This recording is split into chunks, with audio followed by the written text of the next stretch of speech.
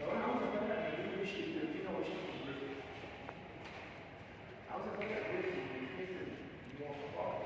يعني بحيث ان انت لو شفتها من بره بالنظر تقدر تقول ايه؟ تقول دي مش التربينه او مش ايه؟ كمبريسور. وش التربينه بتكون مميزه بالكيرفتشر العالي، يعني بتلاقي الانجل بتتغير تغيرات عنها. يعني تلاقي ايه؟ تلاقي الريشه نفسها بيحصل عليها تغيرات شده وتغيرات عنها. على النقيض في الكمبريسور بتلاقي الريشه ده حد كتير الكيرفتشر بتاعها مش ايه؟ مش عنيف. طب ايه السبب؟ ايه السبب ان انا بعمل كيرفتشر في الكمبريسور مش عنيف؟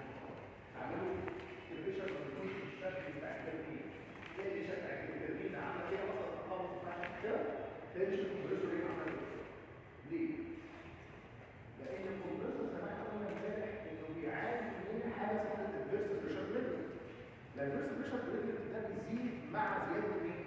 مع زياده الكيرفتشر. لان كل ما زادت الكيرفتشر كل ما كان البريشر في الكيرفتشر ايه؟ مختلف. صح كده؟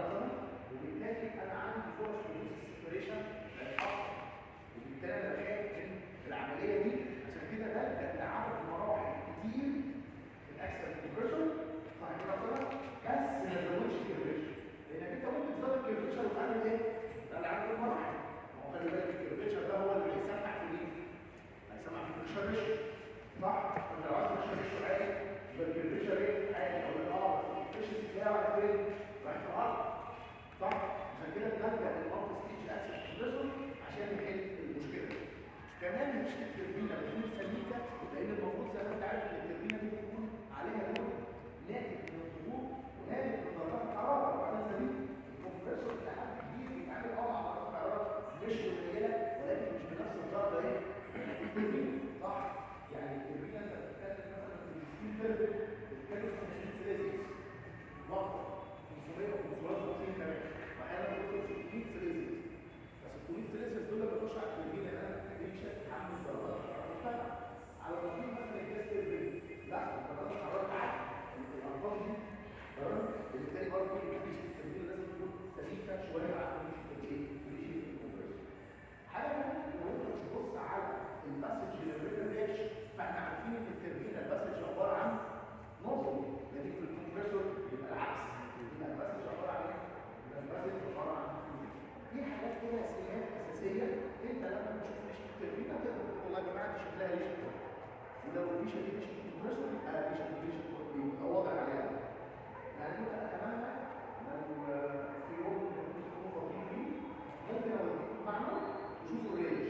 اعتقد ان كنتوا متابعين السنه اللي فاتت فقط، بس يعني الى حد كبير تشوفها وانت عارف احسن ما تشوفها ايه؟ وانت لسه ما تعرفش ايه التربينه دي. يعني انت لما تشوفها دلوقتي يبقى عندك باك جراوند احسن. طبعا لو في ريش انا ما اقدرش اجيبها. يعني في ريش معنى التربينه هتكون بالظبط واحد بالظبط. تمام؟ فالريشه دي بتشتغل مكان، فممكن نروح نشوف التربينه ريشه بتاعت التربينه وريشه الكمبريسور اوريك نفس الفكره الكمبريسور والكلام ده. طيب تعالوا نروح للمسائل. خلي بالك من اللي جاي. انت عندك مجال المسائل، عندك اكسل كومبريسور وسكريبت كومبريسور. فلازم تركز انك تتعامل مع مين؟ مع الاكسل والسكريبت. احنا في الاكسل خدنا القوانين بتاعت الجرين فلاش، خدنا القوانين بتاعت الجرين فلاش، وخدنا القوانين بتاعت السؤال والفوائد والفوائد السرعه. بس الكلام ده كومبريسور خلي بالك وانت بتحل، عشان لو قال لك سكريبت لو انت اتعاملت معاه ده اكسل تمام؟ هو انا مش عارف اتعامل مع ازاي اكسل، لان المفروض الداتا هو بيديها لك هتحس ان في ايه؟ ان في حاجه مش مظبوطه. تمام؟ لكن طبعا ممكن العامل حفيظه مش هيفرق معاهم حاجه، مش فاهم. فهنا لازم تركز ده اكسل كومبريسور. طيب ده عندك درجه حراره الدخول كام؟ 293 البريشر ريشيو 5 والديجري اوف رياكشن في النص. بيقول لك لو كان سرعه البرودكت بليد 275 متر في الثانيه والفايف دوز واللود الكوفيشنت اللي هو الاكسايد كام؟ 10. بيقول لك لو كانت الكنترول افشنسي قيمتها 88.8% والسي بي ريليت بكام؟ ب 1.005 شوف الكيلو جرام كده، والكاربون 1.4. عاوز منك الزوايا اللي هي الالفا والبيتا زوايا 1 و2، وعاوز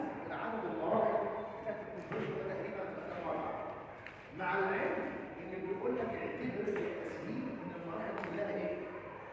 ها؟ شبه بعض. يعني الورك اللي انت بتتهزم اعتبر المراحل ايه ده؟ طيب اعمل ايه؟ اولا بص كده، ركز في الجمله دي مع القرآن. انا عايز ايه؟ ازاي؟ بعدها اولا مش احنا عارفين ان الجنوب في الاكشن نص. طيب بص كده ركز معايا. لو انا عندي عاوز اجيب الزوايا وانا معايا الاتصال ومعايا الفور الاثنين معايا، مش انا عندي اربع علاقات عندي اربع علاقات تحت بعضهم، فاي والفا والفا وفاي وبيتا وبيتا وفاي والفا وبيتا وفاي وبيتا والفا. طيب أي علاقة منهم تبدأ نحل بيها عشان نسهل على نفسنا مش نلف في المسألة. في علاقة، العلاقة دي تبقى أنفع علاقة فيها تبدأ بيها المسألة. اللي فيها بيتا وبيتا. ليه؟ هو العلم خلينا بس نتفق اتفاق. احنا معانا نوع زاوية. صح؟ يعني أنا معايا الألفا بيتا. طيب أعمل إيه عشان أبدأ؟ بص بقى، مش احنا عارفين ان الديجري في اكشن هو الريليفنس؟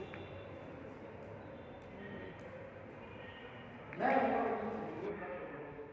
يعني المفروض ابقى عارف ان الخط منين تساوي ده، وكمان في ترميم تساوي الفوائد. صح؟ ده الديجري نص. فعشان كده انسب علاقتين تبدا بيهم هو العلاقه اللي فيهم ايه؟ الفا وبيتا وبيتا والفا. ليه؟ لانهم مع بعض. يعني انت يعتبر بتجيب اثنين مع بعض. لكن انت لو دخلت جوه بيتا، طب ماشي، ما انت لو دخلت جوه بيتا او الفا حتى، طب ما انت بديل معاك ولا معاك؟ ده انت عندك معادله فيها مجهولين. صح كده؟ فطبعا ممكن انا اقول لك خلاص ايه المشكله؟ يعني هم رايحين كام معادله مع بعض؟ اقول لك ماشي مش مشكله، بس انت كده هتدور على نفسك بقى. لكن احنا ممكن نقول والله العلاقه الثالثه مثلا اللي هي بتقول لك الاتصال بتساوي فاي تان الفا 2 زائد تان بيتا واحد، الكلام ده ناقص واحد. هتلاقي ان الاتصال دي قيمتها كام؟ 8 والفاي بنص. خلي بالك بقى اللي جاي دول قد بعض. فانت ممكن تقول ايه؟ 2 تان الفا 2 او بيتا واحد الاثنين زي بعض. الكلام ده ناقص شويه. يبقى من المعادله دي فيها مجهول كام مجهول؟ هو هيقول الفا. فنقدر نقول والله يا جماعه الفا 2 بكذا، اللي هي اصلا بتساوي مين؟ اللي اصلا بتساوي بيتا واحد. ونقدر نعمل نفس العمليه على العلاقه الاخيره اللي هي هتبقى الاتصال بتساوي 1 ناقص فاي تان بيتا 2 زائد تان الفا 1. نفس الفكره برضه عندي اتصال 3/10 بتساوي 1 ناقص نص، ودي نقول 2 تان الفا 1. اقدر اكمل المعادله الفا 1 اللي هي بتساوي بيتا 2. يبقى اقدر اطلع من هنا الفا 1 تساوي بيتا 2 تساوي كذا. يبقى انت كده من خلال العلاقتين او المعادلتين قدرت تجيب ايه؟ قدرت تقول الاربع زوايا طريقه. حلو، بالتالي الاربع زوايا دي معاك. ممكن واحد تاني يقول لك قياس شويه اصعب شويه ويبدا يخش على القانون مش هيبقى مناسب. حلو، هيوصل ولكن هو بقى ايه اللي كانوا معادله مع بعض عشان ايه؟ ان كل معادله ثانيه تقول ايه؟ كده مع بعض. تمام؟ طيب ده اسهل طريقه. عاوز منك عدد المراحل. ركز بقى ازاي؟ عاوز منك عدد المراحل. عشان اجيب عدد المراحل ممكن اجيبها بطريقه سهله قوي. اقول والله انا لو معايا الشغل بتاع الكمبريسور كله صح كده شغل، ولو معايا الشغل بتاع مرحله يبقى اقدر اجيب عدد المراحل. صح؟ هل انا معايا الشغل بتاع المرحله؟ اقول لك معايا على السبوره بس حته صغيره لازم نكتبها. مش هو مديك الاتصال؟ ما هو الاتصال ده عباره عن هو الشغل بتاع مرحله على السكوير. وهو مديله يبقى اقدر اديله هو والله يا جماعه 3/10 واليوم 275 يبقى اذا الورك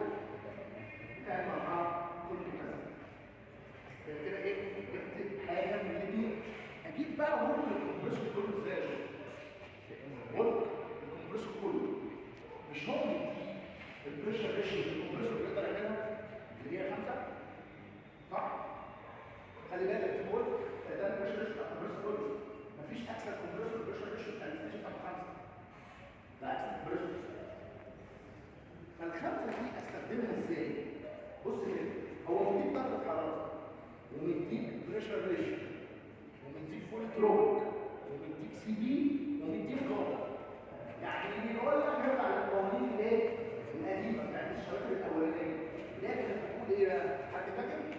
كان يقول لك ان الورك كان الكمبريسور كله كان بيساوي ايه؟ حد فاكر؟ كان سي بي تي او 2 ناقص تي او 1. انا مش معايا تي او 2 بس اقدر اقول والله يا جماعه ده بيساوي سي بي تي او 1 تي او 2 على تي او 1. فاكرين الكلام ده؟ ناقص 1. الكلام ده بيساوي سي بي تي او 1 البريشر ريشيو جاما ماينس 1 على جاما في 1 على انتركوليترومتر ناقص 1. ده القوانين بتاعت شابتر 1. فمن هنا السي بي معاك والتي او 1 معاك وهو الحمد لله بجد الكلفه خلي بالك عشان في ناس بتكتبها بالسلاسل. والبريشر ريشيو 5 والجاما بسبب 1.4 والكترون مش معاك. يبقى تعرف كده تجيب الورك بتاع مين؟ بتاع الكمبريسور كله. طب ما انت كده معاك الشغل بتاع ستيج ومعاك الشغل بتاع مين؟ الكمبريسور. يبقى عدد المراحل هيساوي ايه؟ هيساوي الورك بتاع الكمبريسور كله على الورك بتاع مرحله واحده. واوعى تنسى ان هو قايل لك في المساله للتسهيل او للتبسيط اعتبر المراحل كلهم زي بعض. يعني الشغل هنا والشغل هنا والشغل هنا. طيب دي كده مساله من كل المسائل اللي عندك في الشيء. احيانا عن مساله ثانيه على الاكسل برضه ده اكسل احيانا مساله ثانيه على الاكسل. وبعد كده بننقل على مساله او اثنين في السنترال صح؟ اهم حاجه بس تفهم كويس القوانين.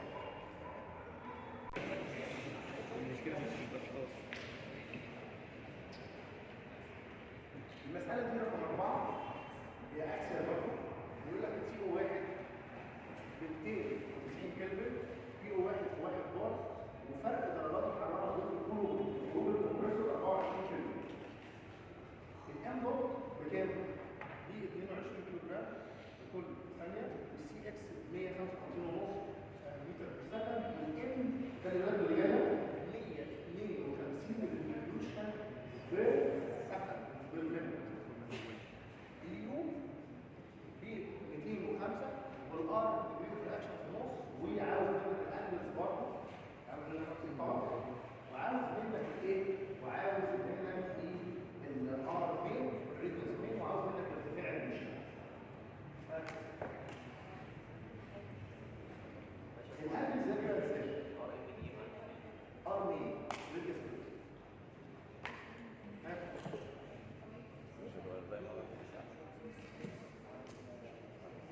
مظبوط.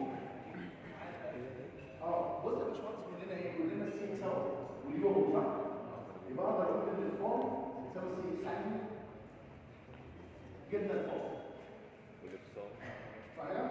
طب الافصال عربي ها؟ عربي ازاي؟ هو الافصال مش الورك بتاع المرحله على السكوير. طب الورك بتاع المرحله دي سي بي دلتا سي بي صح كده؟ هو هنا بيديك السي بي والكلام ده سي بي تي او 2 ناقص تي او 1 الكلام ده على السكوير.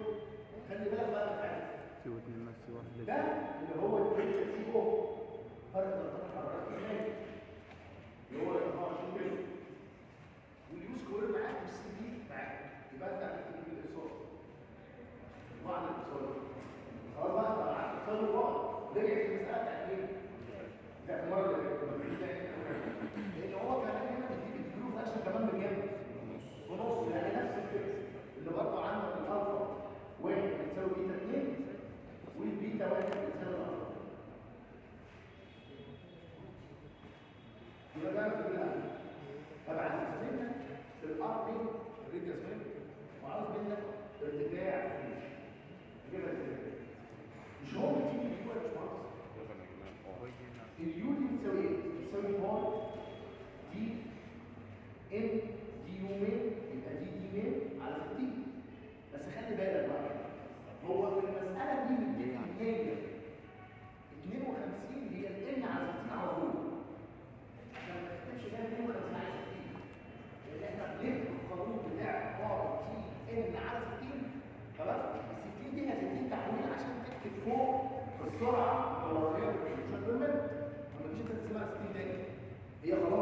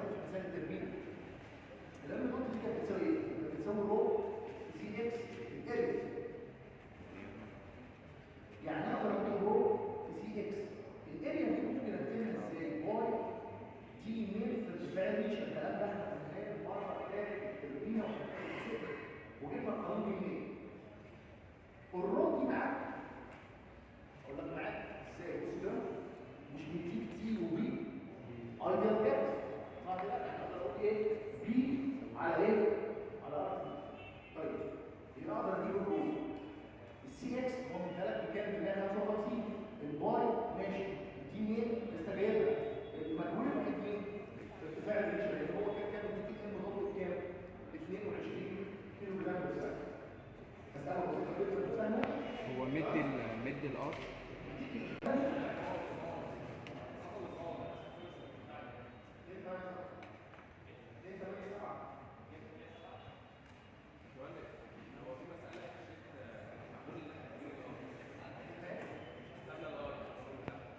لو اديك السي بي والجمر وكان انا قلت في التربينه، قلت لك في التربينه لو اداك السي بي والجمر تعرف تحسب الار، او لو اداك الجمر والسي بي، او اداك الجمر والار تعرف تحسب السي بي، اي اثنين يجيبوا التاني. الكلام ده نقطه مهمه. ما حطهاش من نفس الحاجه. لو اداك السي بي والجمر خلاص تمام. لكن بالنسبه للهواء، انا ليه بقول لك الكلام ده في التربينه؟ التربينه نوع الغاز اللي ماشي ما بيبقاش هواء، صح؟ بيبقى اكزوست جاز، يعني مجموعه غازات عادله، صح؟ في سي او 2 وفي نوكس وفي سوكس وفي حاجات كتيره جواه، صح؟ فالار بتاعته والجاما والكلام ده كله ما تقدرش تقول 1.4 هو الكلام ده، لكن ده هواء، انت بتتعامل مع كمبريسور هواء، عشان كده تلاقي معظم الارقام، مش معظم، تقريبا كل الارقام يديك الجاما ب 1.4 والار بكام؟ 2 ايه؟ 8 7. فاهم الفكره؟ يعني خلاص هي معروفه. زي الميه كده، عارف انت لما تيجي مثلا تتعامل مع الميه، انت بتبقى عارف خلاص ان انت بتتعامل مع الميه، هل هو بيجي كده؟ لا، ليه؟ عشان انت عارف. طيب تعال نبص المساله دي سنتريفيكال كومبريسور، وركز كويس في الهواء. في واحد درجه حراره دخول الهواء على الكمبريسور 22 سلسيوس، وخلي بالك من 3 سلسيوس. عدد الريش اللي موجوده داخل الكمبريسور 17. السرعه الدورانيه بتاعت الكمبريسور 15000 ار بي ام، بريشر ريشيو 4.2. طبعا عشان ده سنتريفيكال فواضح ان الايه؟ البريشر ريشيو طبعا. الايتا توتال 83%، كميه التضخم ماس فلوس اللي معديه كام؟ 2 كيلو جرام بير سكند. وايتا ميكانيكال افشنسي بتاع الكمبريسور ده 97%. الرو 2، اقول لك الرو 2 هنا هو الآلة الوظيفة مقدارها 2 كيلو جرام بير سكند بالمتر مكعب، والبي 2 13 مللي. ركز بقى في اللي جاي. تومن دي اللي هو بيسموها ستريتش فاكتور بكام؟ يدي لك العلاقه بتاعتها، هي عباره عن 1-2 على عدد البليتس، والار والجاما عاوز منك الار 2 الراديوس بتاع الكمبريسور في الخروج، وعاوز منك الباور، وعاوز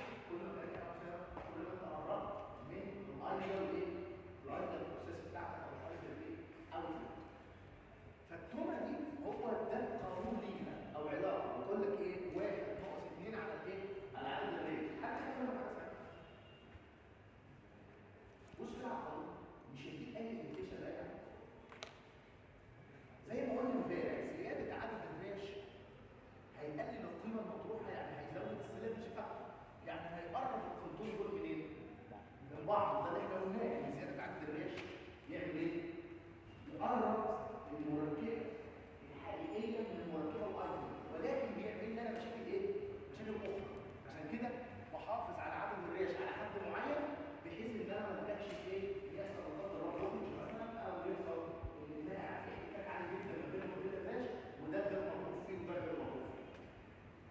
فهنا الزد هي عدد الريش. فابدا احدد منين؟ انا كده عرفت الحاجات اللي هو كده. ابدا منين عشان اقدر اطلع الار والباور والماكسيمم. خلي بالك انت مش بالضروره تشتغل بالترتيب. يعني ايه؟ يعني مش لازم عشان هو يقول لك انت الار الاول يبقى انت الار الاول. عادي ممكن ما تبقاش كده كده مثلا ده اللي هو في التسكيل. تمام؟ ايه الحاجه اللي يعتبر ثابته معاك؟ الإيتا يعني ممكن اجيب الباور على فكره بسهوله. ليه بقى؟ بص كده ركز معايا. انت عندك تي بتاع الدخول صح؟ وعندك بعد دي الدخول عندك ايه؟ عندك الار والدراما يعني السي بي. السي بي معاك. خلي بالك البريشر ريشيو رخص معاك. والبيتا معاك. يعني بيقول لك انت تقدر تطلع الشغل صح كده؟ لان الشغل بتاع الكمبريسور كان عباره عن ايه؟ لسه كاتبينه من شويه. سي بي تي او 1 بريشر ريشيو استدامه بين اخلاق حركه ناقص 1. خلي بالك الشغل ده هو الشغل ايه؟ هو الشغل الايزوتروبيك.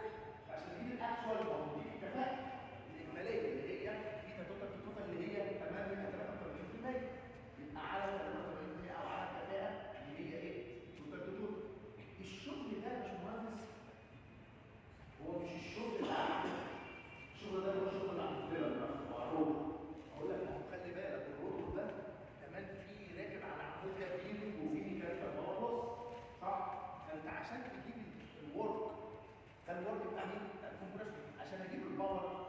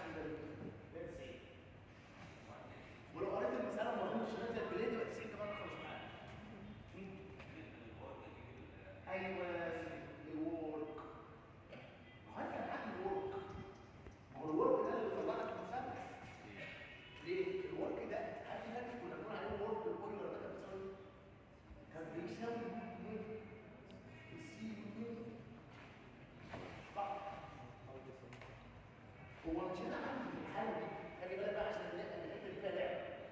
في هنا سليبج ولا مفيش؟ في سليبج. يعني خلي بالك ان السي يو 2 هي مش سي يو 2، هي سي يو 2 داش. اللي هي قيمتها هنا اقدر اقول عليها سي يو 2 داش اللي هي يو 2 مضروبه في، ركز بقى، السليبج فاكتور السي يو 2. بص ده تعمل كده، مش يو 2 وسي يو 2 الاثنين اصلا بيساووا بعض، يعني تقدر تقول عليهم بتساوي يو 2 سكوير في السليبج فاكتور. صح؟ يعني دي خلي بالك عشان ده رجل. فانا هنا عندي ورك انت لسه هتطلعه اللي هو ده اهو. الشغل ده معاك. فبالتهمه دي او السليبج فاكتور ما هو بيساوي 1 ناقص 2 على عدد الرياش اللي هو 17. يبقى الفيروس بتتراكم معاك. يبقى ايه المجهول الوحيد يا اسامه؟ يو 2 اللي انا بدور عليه. خدت بالك انا بفكر ازاي؟ فالعلاقه انهي اللي تنجح؟ دي وبرضه دي تنجح على فكره. ما انت خلي بالك طالما جبت الضلع ده ومعاك الزاويه وتعرف بقى ايه، تقعد بقى لف جوه لحد ما ايه؟ لحد ما تطلع لي الباقي. بس طبعا انا ما بحبش اوجع الدماغ. يعني ايه؟ خلاص ما هي العلاقه دي حلوه، اليو اهي والان موجوده، هجيب الديامتر وروح بقى خلاص كده. فهنا اقدر اجيب الديامتر 2 اللي هو بيساوي ايه؟ 2 في الراديوس 2 اللي انا اصلا عاوز الراديوس 2. ده جبت الراديوس. ده طبعا قيمه ماخ نمبر جنيه. خلي بالك ماخ نمبر دي فيها بارامترز كتير جواها. ليه؟ لان ماخ نمبر دي لو حد فاكر احنا قلناها امبارح كنا قلناها في السكشن بتاع التوربينه، كانت عباره عن سي 2 على جذر التربيع الجاما ار تي اي.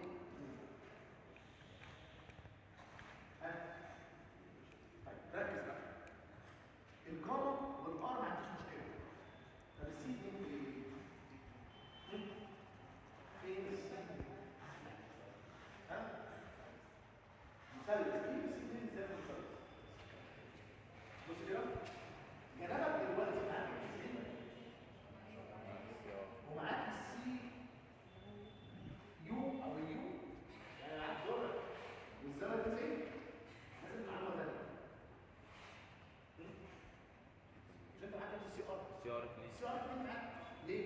مش انت لسه قايل ايه الدور دي ب2 هو اداها لك، والرو هو اداها لك رفرف كام؟ 2 رفرف.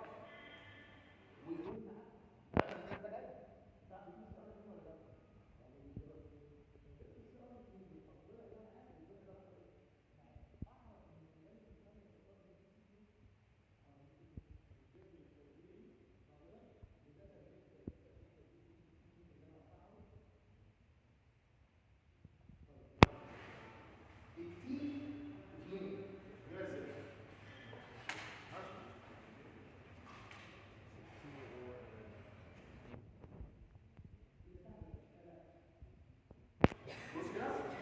مش ده ورك.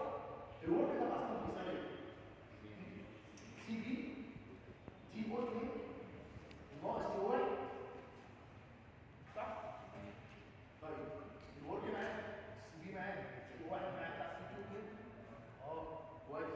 طب هو مش التي او 2 دي احنا عارفين انها عباره عن التي بي مجموع عليها سي بي سكوير على 2 سي بي. ما قررش اكتر واحد. فالتي او 2 لسه جاي، والسي 2 كمان لسه جاي، والسي بي معاه بتاع تي 2 وتعرف تجيب ماك نمبر. بعدها يبقى نعرف نجيب تي 2 ونعرف نحطها في القانون بتاع الماك نمبر، يبقى تي 2 دي كمان معاك يبقى الماك نمبر 2 بتاعك. خلي بالك فيها لفه بس سهله ما فيهاش مشكله. طيب هختم بحاجه بمساله ممكن نحلها او ممكن اقول لك الفكره بتاعتها عشان ما ياكل مش تفرق كتير، ولكن هو مصطلح جديد برضه عرض. هل الزواج عشان تكون السرعه والقيمه اللي انت بتشتغل من خلال الورك اوردر ده اللي هو عباره عن يو سي داش، هل الورك ده هو الورك اللي فعلا الانفلر بيديله بقى، ولا الانفلر بيدي شغل اكتر من كده شويه؟ المفروض اكتر بس هو بيبقى المساله الثالثه اللي هي اللي بعد دي على طول الثالثه هي بس دي الفكره اللي فيها الباقي كله مش عارف يديك رقم لازم تكون فاهم معناه. هل انا اسالك سؤال فكر معايا، هل الورك اللي مع الكمبيوتر معروف هو بيطلع بس من مسافات السرعه حتى بعد ما تخلص الريتش، ولا الشغل ده يبقى مختلف شويه؟ المفروض ان مسافات السرعه بتتعامل على سرعات فقط دون الاخذ بالاعتبار مفاصيل الفريكشن. يعني هل المعادله او اي معادله ورك اويلر عندنا بنسموها اويلر هي نظريه، هل خدت اعتبار الاحتكاك اللي بيحصل ما بين المائع والريش؟ حاجه ثانيه، هل يا اسامه خدت اعتبار ان الروبوت ده بعد ما عدى على الروبوت في ديفيوزر وبعد ما عدى على الديفيوزر في كيسنج، هو المائع ده مش وهو معدي هيعمل الكيسنج ولا مش هيعمل الكيسنج؟ يبقى اذا الشغل المفروض الكمبيوتر بيديه للبائع اللي بيكون على الكمبيوتر نفسه بيكون اكتر شويه من اللي البائع بيستفيد فيه. صح كده؟ علشان كده قال لك ان الشغل ده بتاع الاويلر اللي احنا بنتكلم عليه ده حتى بعد الستريتش اللي احنا بنسميه اويلر ده او اللي هو يكون مضروب في سي 2 داش او اللي احنا لسه كنا مطلعين خطوه ايه؟ بيو 2. حتى الشغل ده مش هو الشغل الفعلي اللي بيكون الكمبيوتر. عشان كده بيضربوا الرقم ده عشان يطلعوا الشغل ده فعلا، بيضربوا الرقم ده اللي هو ده كده في ايه؟ توما في سي دي بيضربوها في رقم كده بيسموه لندن او بعض المواقع بتسميه اتصال. انا مش عايز اسمه اتصال عشان ما تغلطش ما بينه وبين كود الكوفيشن. يعني حتى لو شفته في مكان اتصال فاقرا اتصال دي هو وصول باين، لان خلي بالك ترجع المواقع بيسمي الحساب. تمام؟ يعني تلاقي الاتصال دي في مرجع كود الكوفيشن، تلاقيه في مرجع تاني بيسميها اللي انا لسه هقول اسمه دلوقتي. تمام؟ مرجع ثالث ساعات بيعملوا في نفس المرجع اثنين اتصال، واحد مسؤول وواحد كده. حلو كده؟ فهنا بنجيب رقم، الرقم ده بيسموه حاجه اسمها الباور او الورك انبوت فاكتور. والرقم ده بيكون اكبر من الواحد الصحيح بشويه، بيكون مثلا 1.5%، 1.4%، يعني كأنك بتجيب زيادة كام؟ 4% زيادة عشان ايه؟ عشان التكنيكات اللي احنا ما تبقاش باعتبارها الاتصال بسرعة ما فيش باعتبار التكنيكات، ده هو اتصال بسرعة ده الا بسرعة داخلة وسرعة خارجة وحتى الانترشينج مومنتم رفع كده. يعني انت فين انت الاتجاه ما عرفتش الاتجاه، وبالتالي الورك هنا الفعلي هيبقى ايه؟ هيبقى يو 2 في التومة في السي 2 في اللمبر. هو ده الورك ده اللي المفروض بيساوي سي بي في كيو 2 او كيو 1. هو ده الشغل. لو كده تقول لي ايه ده؟ طب ازاي كيو 2 ناقص كيو 1 في السي بي الشغل ده؟ اقول لك عارف ايه؟ هي الاحتكاكات دي مش بتتحول لدرجه حراره ارتفاع في الحراره، فجزء من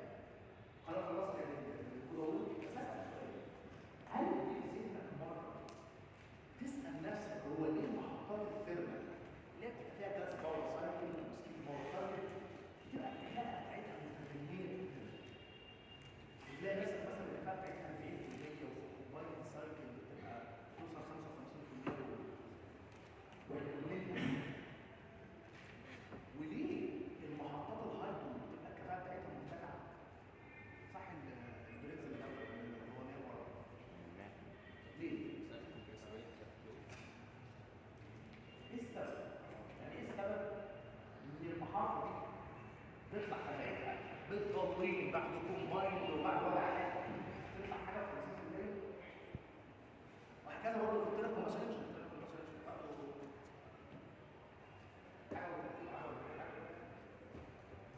ولذلك في المحطات الهايبر اللي هي من ضمنها السد العالي وخلافه تلاقي الكفاءه رقم سي، فاهم؟ ما جميع ثانويه عامه حاجه كده ايه سي. طب ليه؟ ايه الفرق؟ ايه الحاجه اللي موجوده هنا مش موجوده هنا تخلي الكفاءه هنا تبقى بالشكل ده والناس راضيه؟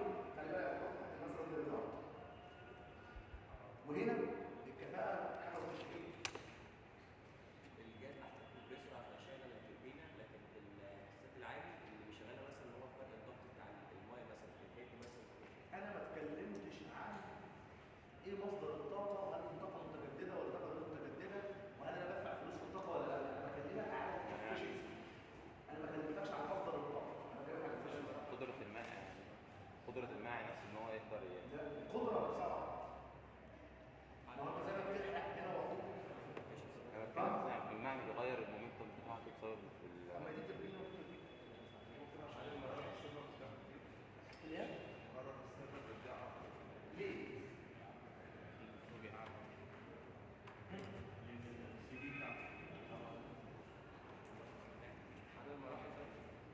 لا لا.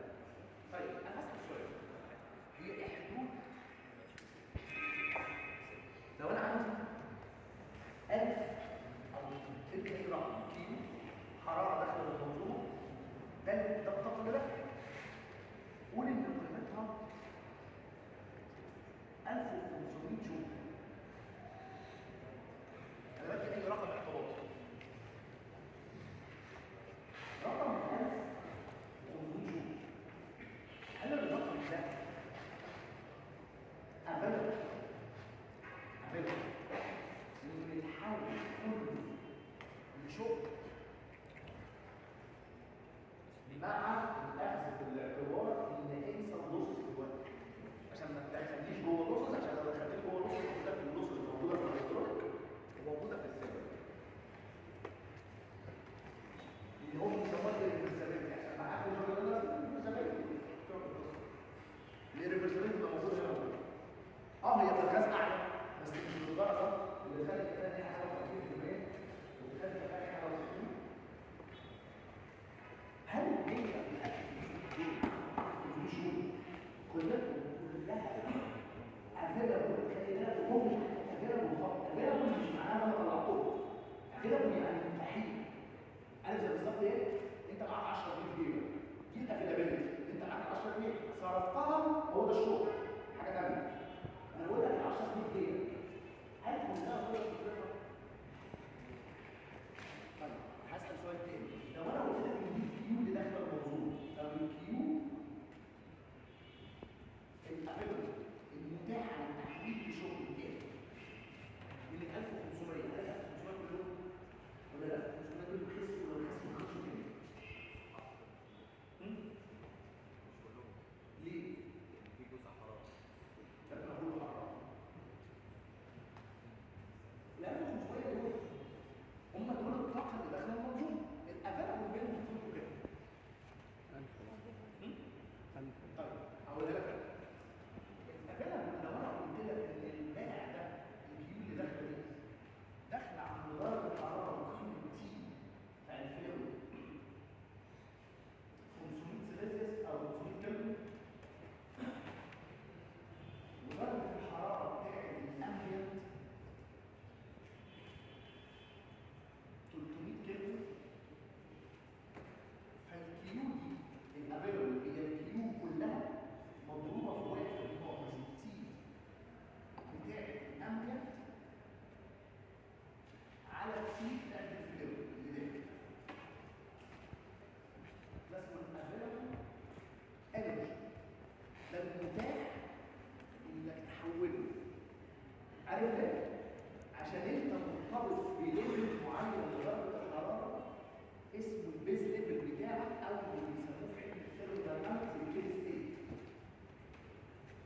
وده في علم اسمه الافيلابيلتي او علم اسمه الاكزيرشن اناليسيس.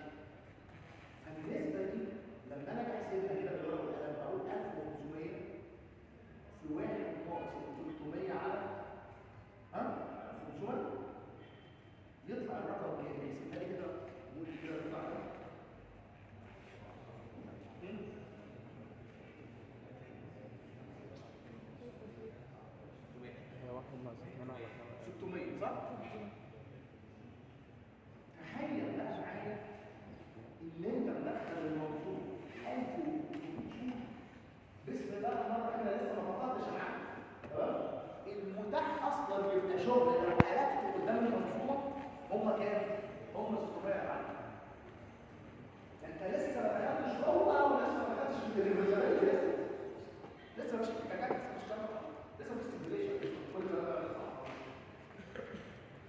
600 دول لو انت خدت منهم مثلا يعني 500، انت لو طلعت بقى بالعقل خدت منهم 500 هتبقى في النهايه خدت 500 وحده شغل من 1500 وحده طاقه حراريه بقى. تلاقي الجماعه بتعمل ازاي؟ مش خالص لازم حد لاحظ خالص حاجه. البتاع ده شبه حاجه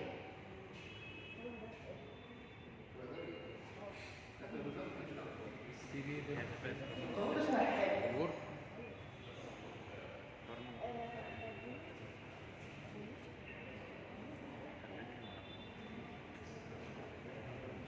carbon efficiency صح؟ شو اللي كان بيقول واحد ناقص تي نوع على تي واحد. ما هو ده اكتر حاجه انت تقدر تاخدها منين؟ من الطاقه الحراريه. صح؟ شو هو بيقول لك carbon efficiency هو واحد ناقص تي نوع على تي. عارف بقى ان كل ما كان درجه حراره الماء البدائي عند نفس مستوى الطاقه عالي كل ما كان احسن. عشان كده اقول لك ايه؟ يعني لما انا بزود درجه الحراره كفاءه ليه؟ بتزيد ليه؟ او بص كده لو ال 500 دول بقوا 600 وهم لسه 1500 برضه اقسم كده على 600 هيبقى النص، يبقى دول بقوا كام؟ 750 بدل 600. فالقفله من الحاجه اللي حصل لها ايه؟ زي العدد ده بيسمى ايه؟ الكوانتيتي ثابت 1500 والكواليتي بتختلف. الكواليتي دي هي ايه؟ هي جوده الطاقه بحيث انك انت تقدر تحول كميه كبيره منها. فهنا عند حضرتك في الحاله الاولانيه انت عندك باقي 600 باقي 1500 من 600 دول اصلا مش متاحين للتحويل. انت مش هتعرف تحولهم اساسا والله لو عملت التمرين. عشان كده دايما لما انت تيجي توصل الطاقه خد الطاقه عند مستوى عالي من درجات الحراره. ليه؟ عشان يبقى الافيلابيلتي بتاع الطاقه اعلى. يعني عارف انت لو اتعرض عليك انك تاخد ويست انرجي لو سنه والويست انرجي ده مقداره 1000 جول وجه عرض عليك قال لك تاخد بالسعر كام؟ او اسعره على حسب ايه؟ اسعره على حسب مش الطاقه، على حسب مستوى درجه حراره الطاقه. يعني ممكن شركتين يعرضوا عليك نفس العرض، ده 1000 وده 1000. طبعا انت منطقيا ولا حاجه هدفع هنا هدفع ولا لا؟ انت لو خدت ال1000 عند مستوى درجه الحراره 600 كيلو ها؟ فانت بعدك من الديد ستيت اللي هو الليفل بتاع الانت ما ينفعش تعداه هيبقى مستوى واسع تقدر تحول اقل كبير من الطاقه. على عكس بالعكس ان المستوى ده لو ضيق او قليل او درجه الحراره 600 دول ما بقوش 600 ولسه انا عندي 1000 هم فتخيل معايا ال 600 دول انت عندك الديد ستيت 300. تخيل انت مثلا في عندك 350 فتفكر هنا دلوقتي يعني 350 350 انهي منهم يشغلك تربينه؟ او 600 او 350؟ لا ده في ميه ما شغلش تربينه خالص. عشان كده يهمني ان انا وانا ببص على الطاقه ابص على جودتها. هو ده القانون الثاني في الثيرموداينامكس.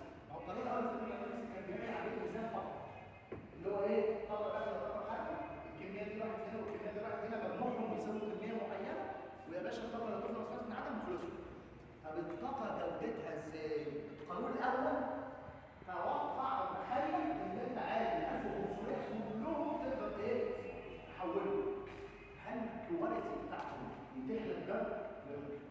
فكده كل الآلات درجة حرارة أعلى لنفس مستوى الطاقة كل ما كانت أداة والكيو عالي صح كده؟ كل ما كانت تقدر تطلع أو تستنزف جزء أكبر من الطاقة. الكلام ده في الهيدروليك مش موجود. أنا ما عنديش تربل أصلا. أنا عندي elevation potential وعلى فكرة البوتنشال انرجي ضده الافيلابل منه